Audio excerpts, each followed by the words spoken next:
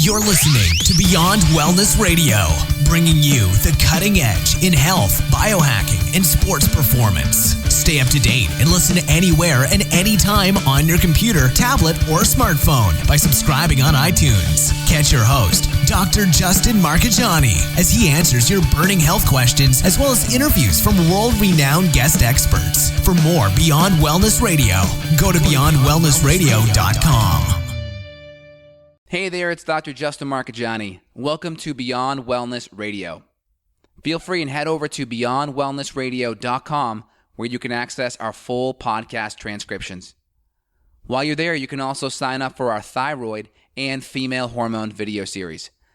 This series goes into the root cause of why your hormones are out of balance. While you're there, you can also schedule a functional medicine consult with Dr. Justin, myself, where we'll dig deeper into the root cause of your health challenges. Feel free and think of sharing this podcast with at least one person. This podcast grows by people sharing it.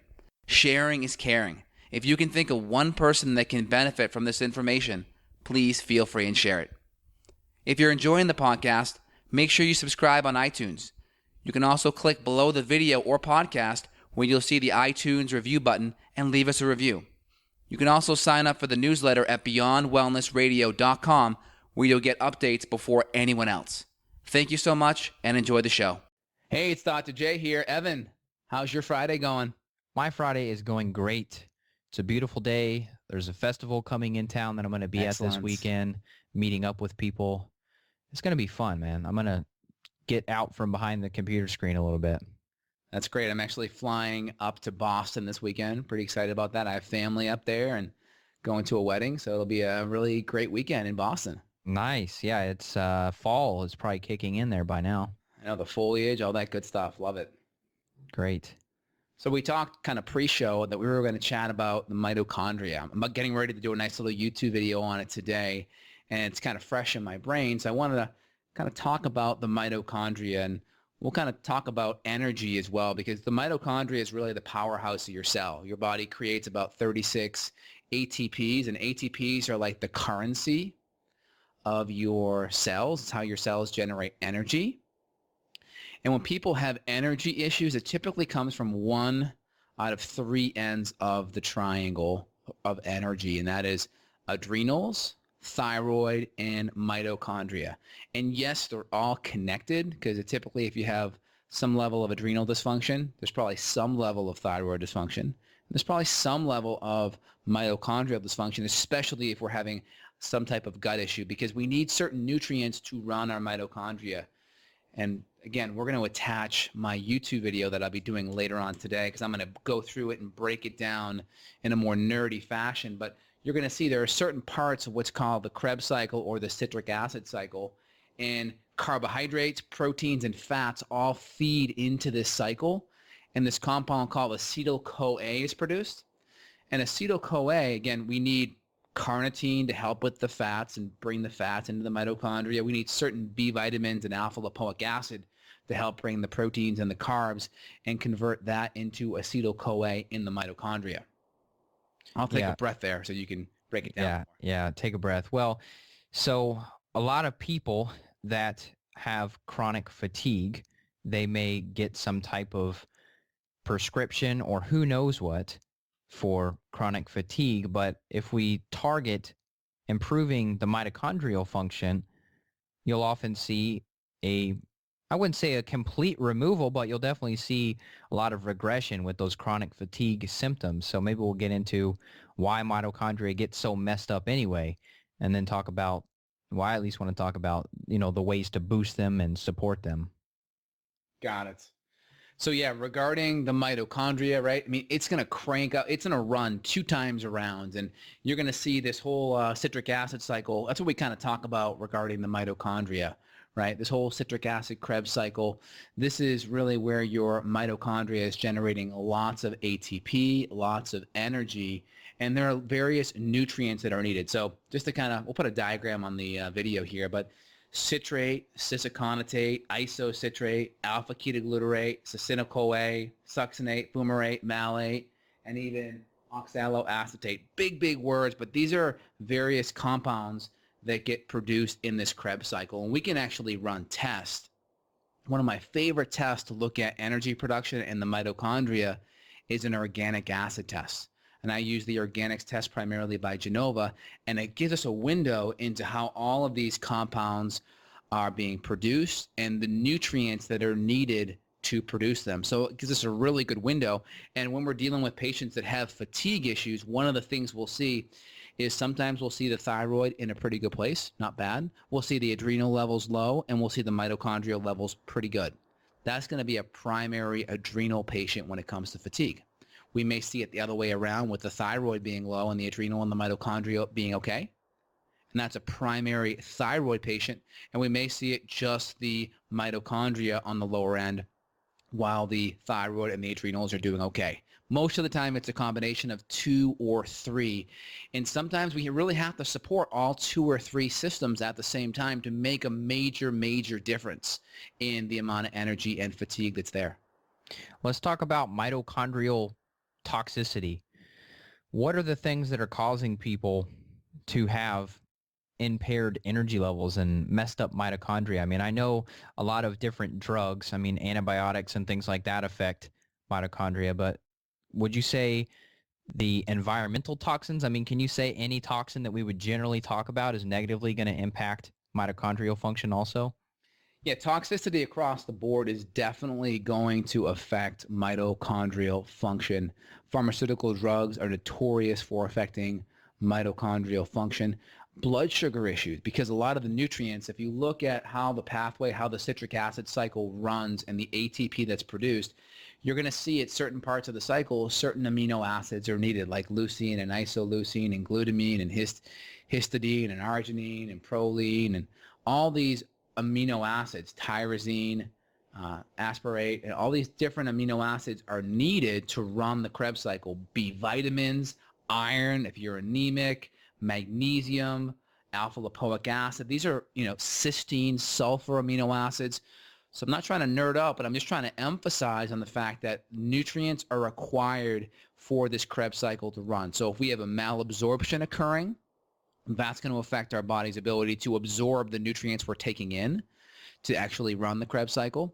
If we have exposure to toxins, that will put stress on the Krebs cycle. Remember, it takes nutrients to detoxify as well. So if you look at your cytochrome P450 oxidase pathways, phase 1 and phase 2, you're going to see a lot of sulfur amino acids, a lot of minerals like selenium, like manganese, magnesium, zinc. A lot of minerals and nutrients and vitamins and antioxidants are needed to detoxify.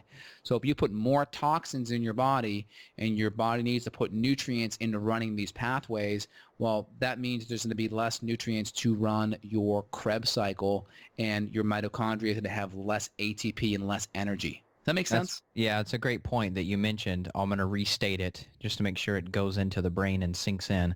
It takes more nutrients / or in parentheses energy to deal with toxins. So removing your toxic load is going to be essential. I just pulled up a page here from the Texas A&M University, different toxins that affect mitochondria. And this is another reason to stick to an organic diet whenever possible, because these herbicides, insecticides, and fungicides are going to prevent the passing of electrons to the proteins that carry electrons. So it's got the big list here of all these different toxins that are in conventionally raised foods, the different fungicides and herbicides, insecticides. So obviously cyanide, all these, it's a huge list. If you just look up toxins that affect mitochondria, there's so many, but definitely I think that's the good starting point for people. It always comes back to this good foundation of the organic, chemical-free diet. And then we build on top of that with all these other extra geeky nutrients that we like to add in and boost your mitochondria up even more.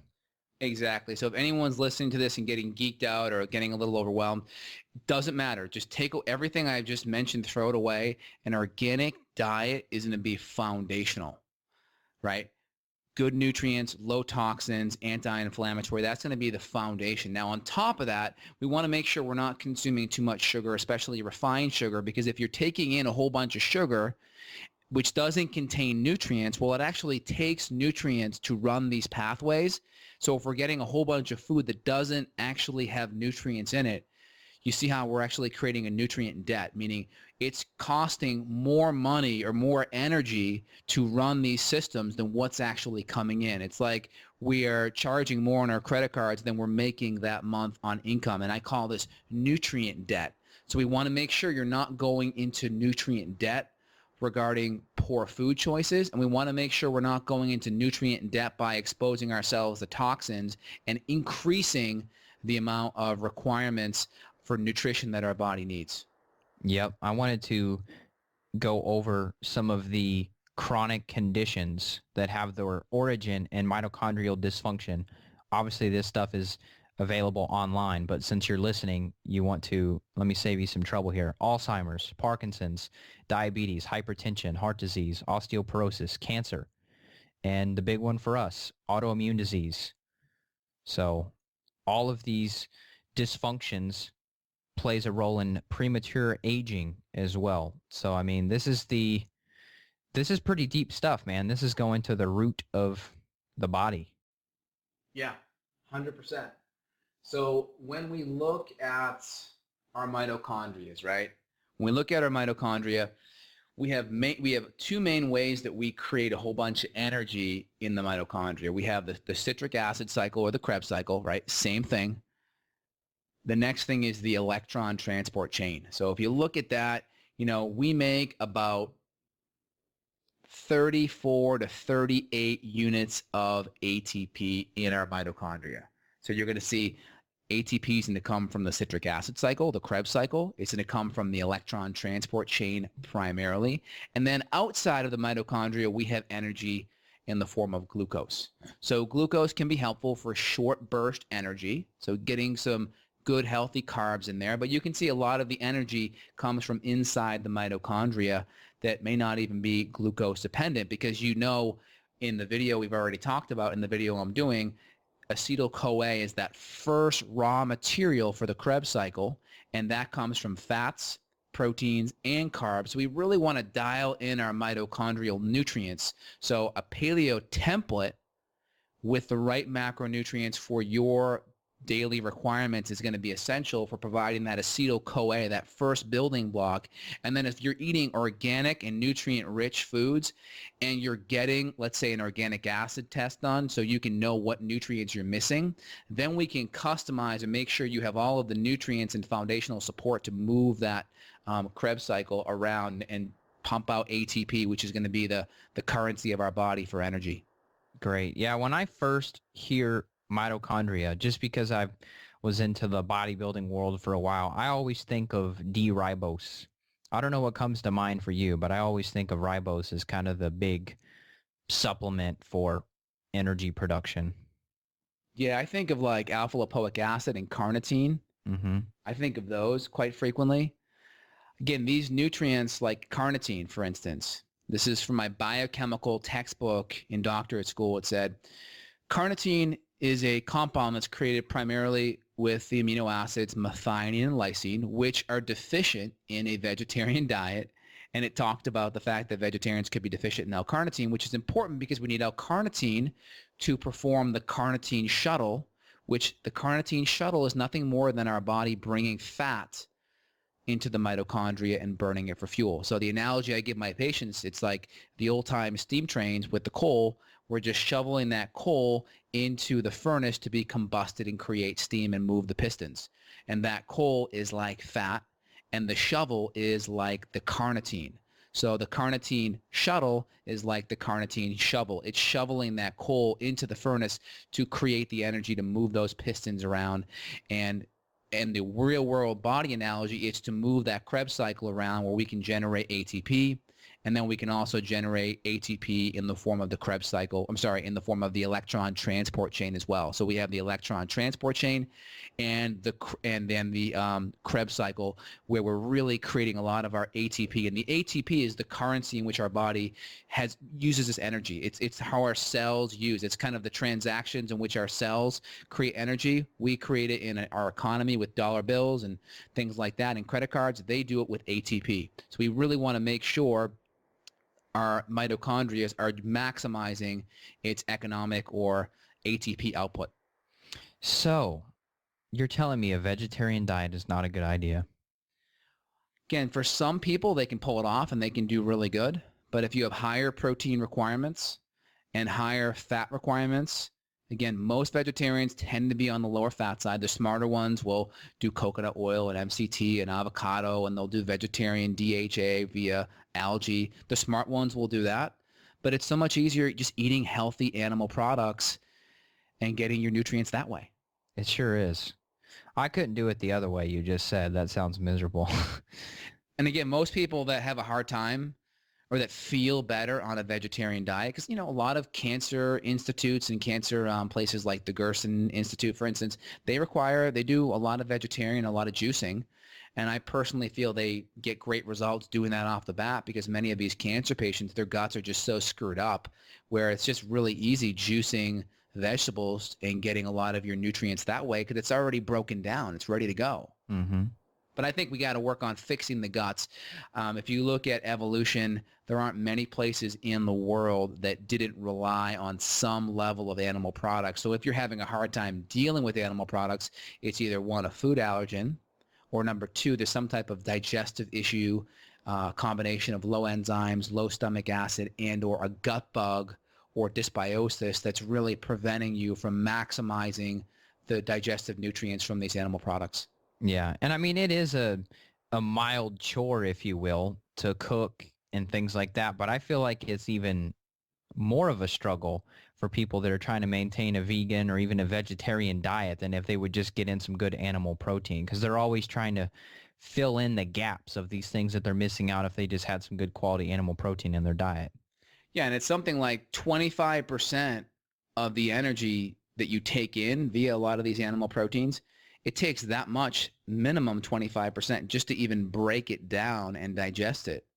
So eating animal proteins and fats and such can be very intensive, can deplete and can require a lot of energy. So if you're sick and chronically ill, I mean, definitely utilizing broths, bone broths and soups where you're really breaking things down, maximizing chewing, maximizing enzymes so we can break it down better, and even using free-form amino acids, aminos that are already broken down, can be really helpful because now the body doesn't have to go under all the extra energy required to free up these amino acids, because protein are nothing more than pearl necklaces, and then the individual pearls are the aminos. So imagine every time you want to break down that necklace, you got to rip it apart, and that can take energy. And if you're already fatigued, that may just be enough to push you over the top. So in my chronically ill patients, we'll see on an organic acid test isocitrate, cisaconate, and citrate on the lower end, and we'll know, and we'll give them extra free form amino acids to help. We'll even see things like hair issues or nail issues and skin issues, and we may give them some extra free form aminos just to make it easier so the body has some extra building blocks in the meantime. Yeah, I have a good success story about bone broth I want to tell. Go ahead. It's not in a human patient, but in a feline patient. So Hannah and I, my wife, were looking for a house this past weekend, and we were kind of out in the country. We're looking for a piece of land with a house, things like that. And we come across this little dry creek bed, and I hear a meow. I'm like, that's weird. And I look over, and sure enough, there's a little kitten laying in the dried up creek bed. Looks like it can't move. Looks like it has a broken leg. And so I'm like, oh, crap, I can't just leave this guy here now that I've seen him. I'm involved. Yeah. So I go check him out, and I'm, making sure he's not going to bite me or hurt me or anything like that. And I pick him up, and he's acting really weird. He's super skinny, malnourished, things like that. So long story short, we check out the house, and, we leave him there until we come out, and he's still there. So we take him home, and we're calling all the animal shelters, trying to get him checked out. They're all closed for the weekend. This was, I guess it was last Friday. And so we're like, crap, what do we do? So we end up taking him to this vet, spending like $200 on him, getting him defleed. He was infested with fleas. They trimmed up his hair. He had a bunch of mats in his hair and things like that. Just rough shave. So we bring him home, and he's not eating anything, and he's not drinking anything. And I'm like, man, the only thing I could think to do, because he had a fever too. So he had like a 104 fever, which is high for cats, just like humans. And he wouldn't eat. So I'm like, man, if I couldn't eat, what would I do? And I was like, I would do like an organic chicken and wild rice soup or something. So I'm like, well, I'm not going to give him that. But I had some bone broth in the pantry, the Pacific little cute little bone broth cardboard box, super convenient. So I pour a little bit of that out into a bowl, and the second I put that bowl down in front of him, he just starts licking and slurping up the entire bowl of bone broth, and then he just passes out and starts purring and goes to sleep in my lap. I mean, it was just awesome to see. He knew right there, this is some good stuff. Got some energy. Now I was kind of happy with him just being a lazy cat in my lap, but now he's been sipping on bone broth basically this entire week, and now he has so much energy that he's just running around the house, chasing my ankles, biting my ankles, chasing the dog. So now he's got too much energy. Wow. But anyway, that's my bone broth cat rescue story. Crazy. Well, we feed our cats a little bit of cod liver oil. We'll even put in probiotics. I try to do all grain-free stuff as biologically appropriate as possible. I think that's, I see how animals are treated today and the quality of food they eat. It's devastating. If people knew the quality of food they were feeding their pets, they would probably think twice. Yeah, I know. Do you ever give your cats like raw meat of any kind? I've heard about that. I really try. It just becomes, they really have a standoff with me, and they're like, nope, we're not going to eat. And I'm just like, so I try to go with some type of, fish or tuna or beef that's, human grade, even organic, something that I could potentially eat. Mm-hmm. And just really good quality, biologically appropriate dry food as their kind of staple. Yeah, cool. A little bit off subject, but on the subject of energy nonetheless. So Yeah. I've seen the results firsthand with bone broth and myself, and definitely a lot of people that I've given bone broth as a recommendation for their gut healing protocol. Yeah, that's great. And I just wanted to just walk everyone through one more time, right? We have glycolysis. That's where we take glucose and we create energy out of glucose. That happens outside of your mitochondria. In the mitochondria, we have the Kreb cycle, or the citric acid cycle. They're the same thing. We crank out ATP, all right? In that process, our Kreb cycle produces these things called NADH and FADH2, and those gather up hydrogens. And those hydrogens then get tossed over to the electron transport chain, and we generate more ATP, about 30 to 34 units and about 2 to 6 units on the Krebs cycle. So all of these ATP come out of the mitochondria, about 32 to 38, depending on who you read or listen to, net or gross. And that's the energy that comes out of the mitochondria. So we have the outside part of the mitochondria, which is glycolysis. That's glucose energy. Inside, we have the Krebs cycle and the electron transport chain. So a lot of the nutrients and a lot of the things that I mentioned today had to do more with the Krebs cycle. And this is important. So we got to realize proteins, B vitamins, alpha lipoic acid, carnitine, right? These are really important nutrients to help run the cycle, and we can deplete nutrients with stress, with poor blood sugar, and with toxicity issues. So if we can maximize all those things by having good quality food, being careful with the refined sugar, and avoiding toxicity and giving your body what it needs, that's kind of like the first kind of foundational step to mind your mitochondria, if you will. Good stuff. Should we talk about action steps, or what's next in your brain over there? Yeah, why don't you kind of throw out a couple of action steps that the patients and the people listening can start with? Well, I'm a supplement nerd. I mean, working at a supplement company, I'm a little bit biased, and I always like to go to the supportive nutrients. Once again, assuming the diet's figured out and straightened out, assuming that stress is managed, people are using sensory deprivation tanks, or they're going out in nature, they're doing something to balance out the sympathetic and parasympathetic. If all that's done, then I really like to use, even creatine is really helpful. I've got energy benefits from creatine. Most of the time you hear it as a supplement only for bodybuilders and guys wanting to get big and things like that, but I found creatine really helpful. You've already mentioned the alpha lipoic acid. I've used that not standalone. I've used that in combination type products. And then I've also used some of the PQQ. I've used some of that just for experimentation purposes. Mm-hmm. So those are just some things that I've experimented with and I've noticed great benefit in terms of energy. I obviously like to use a good vitamin B12, a methylated cobalamin B12. You can even get that one now. I think it's, the L-MTHF Yes. B12. Mm-hmm. That's a good one too. So I guess those are kind of my go-to choices. Getting a good quality B vitamin in, sometimes a B complex, but it's tough to find one that doesn't make people's pee turn gold and they're just in that overdose of B vitamin range. Exactly. I would say next for me on top of that, magnesium is really important for the Krebs cycle. It has over 300 enzymatic reactions in the body are magnesium dependent. B12 is really important. So a lot of vegetarians that may not get enough absorbable B12, right? You can get analogs of B12 via the plants, but they don't have the same effect. So if you're getting an anemia from a B12 or an iron, that can affect the Krebs cycle and how your body creates energy. So any anemia that can either be a B12 anemia or a iron-based anemia, that's really important. Next is B6. B6 is really important for the brain, for converting neurotransmitters, but it's also important for the Krebs cycle. And then CoQ10, right? One of the things that your Krebs cycle does is the mevalonic acid pathway in which, CoQ10 is made. It's made from cholesterol, and it's a byproduct of the ATP in the Krebs cycle. So CoQ10 is very important. Even things like malic acid, succinic acid, these are important Krebs cycle intermediaries. I already mentioned creatine, D-ribose, a really important Krebs cycle nutrient, L-carnitine. So depending on what organic acids, we'll use some broad spectrum mitochondrial support. That's number one. And then number two is we'll actually use specific high doses of L-carnitine and CoQ10 on top of that. And we may even add in alpha-lipoic acid, especially if we see extra blood sugar issues on top of it. Yeah, and talk about CoQ10 a little bit. There's a big variance in quality. Yeah, I mean, with CoQ10, right, it's like anything else. It's like, well, meat's meat. Well, no, you can get meat from McDonald's or you can get meat from your grass-fed farmer, two totally different things. And it's amazing how most vegetarians and vegans just want to lump meat into one category.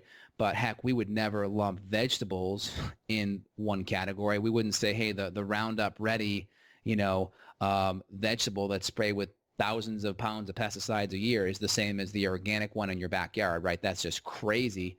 But we do that with meat all the time. So what was your question again? I just got off my own little tangent there. The question was talking about CoQ10, why you need a good activated version or bioavailable version, if you will. Obviously for magnesium, all that stuff too, because people still, like when I get the supplement list from people, like what are you currently taking during the initial paperwork, I'll still see magnesium oxide on there. And it's like, that's a 4% absorption rate. So that's garbage. And that's the same thing that you'll get with some of these low quality CoQ10s that people will go to Walgreens and just pick off the shelf because they heard in an article or a podcast like this that it's good. So they go out and they just get the standard thing, and the standard thing's not going to cut it.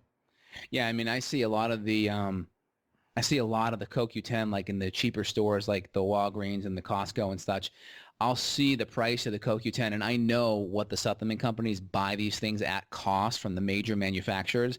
Like the manufacturing at cost price is more than what they're selling it at retail in some of these box stores. Jeez. So it's just impossible to get quality when you're, buying something that cheap.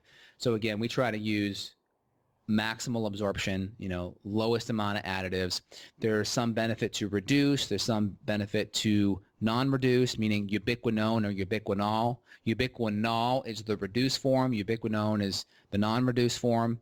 Just the difference is a gain in electron. The reduced form has a gain of an electron in there. Again, the research is spotty. It doesn't support as much on the reduced side. It's a little bit more expensive, so I just tend to use the regular ubiquinone with some people. But as they get older, there's some research saying that maybe the ubiquinol is better. But I typically go with the ubiquinone at about 100 to 300 milligrams per day. Do you take CoQ10 yourself?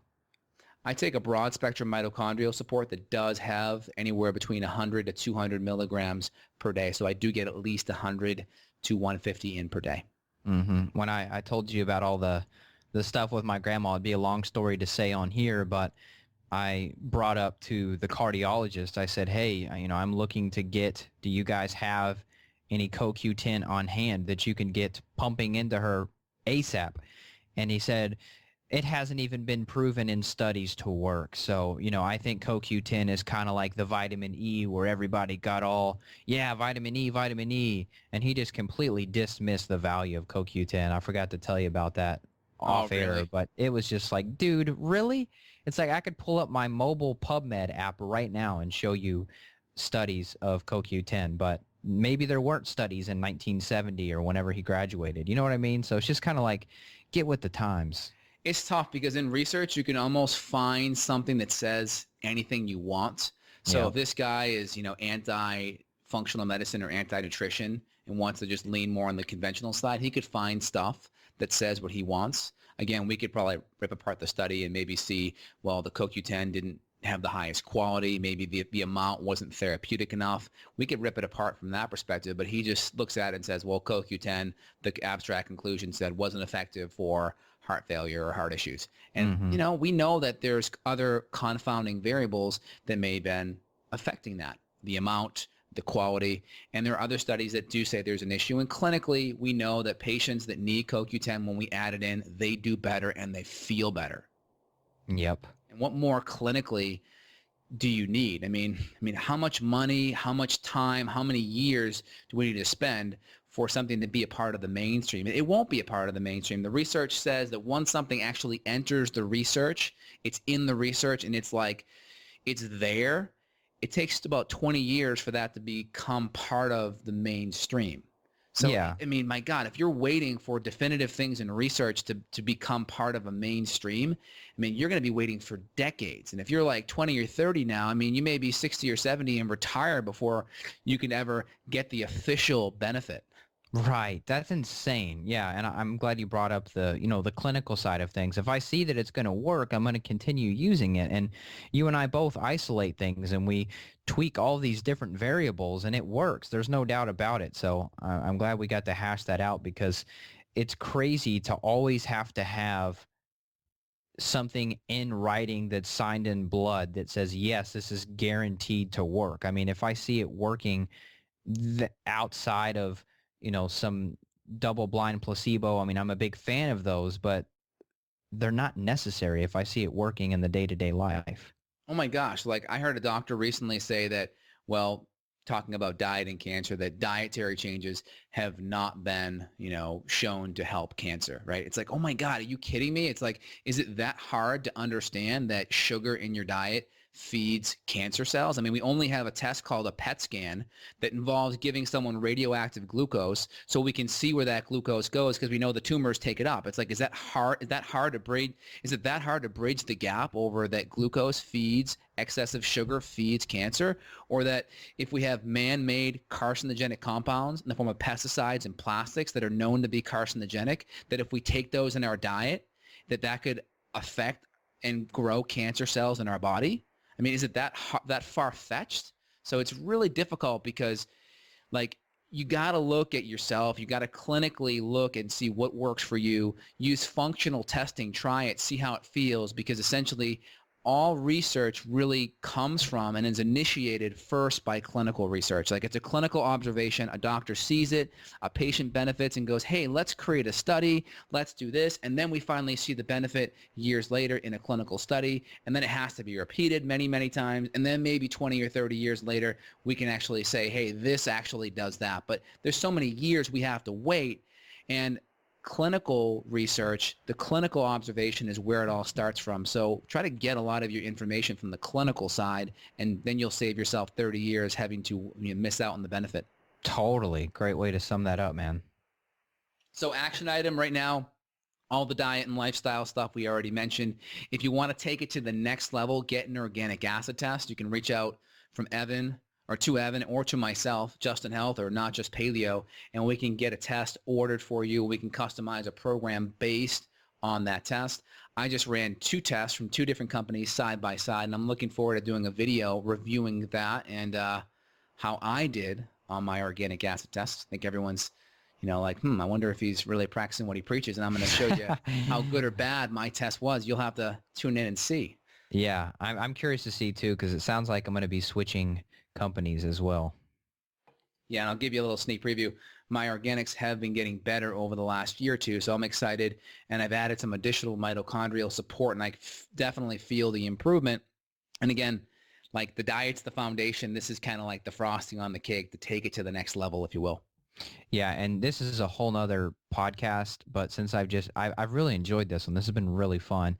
I really love stacking the mitochondrial support with adaptogens. I mean, it just takes it to a whole nother level. Love it. Absolutely. So. Well, anyone's listening to this, they want to get to the next level, they know where to reach out. And again, if you guys are liking the actual real clinical info, go over to iTunes, click below either on the YouTube video or on the iTunes podcast app, and let us have a review. Give us a review. Let us know how we're doing. Give us some feedback. If you have any show recommendations, let us know what you want to hear. We're here to produce really great information that really help empower, the culture, the country here. You really want to put information out there and get people back taking control of their health. Definitely. And yeah, go write a review. This show is going to be on my show and on Dr. J's as well. Write a review for his show on iTunes. Yes, it takes a few minutes, but you have a few minutes because you just spent X amount of minutes listening to this. So go on there, click the write a review button, tab. You have to actually add some stars, add in some words. Just do it. It's so helpful for us. It keeps us up in the top of the charts to where all of the multi-level marketing schemes and other people that we're quote unquote competing with, that they fall to the bottom, and that we rise with the truth and the real way to get to the bottom of health and happiness. Awesome. I love it, Evan. We'll end on that. That's a perfect ending point. All right, man. Have a good day. You too. Bye. Bye. Got a question for Dr. J? Go to beyondwellnessradio.com and click the questions button. Then tune in to hear the answer. Also, if you like the show, click below to review us on iTunes. For more Beyond Wellness Radio, go to beyondwellnessradio.com.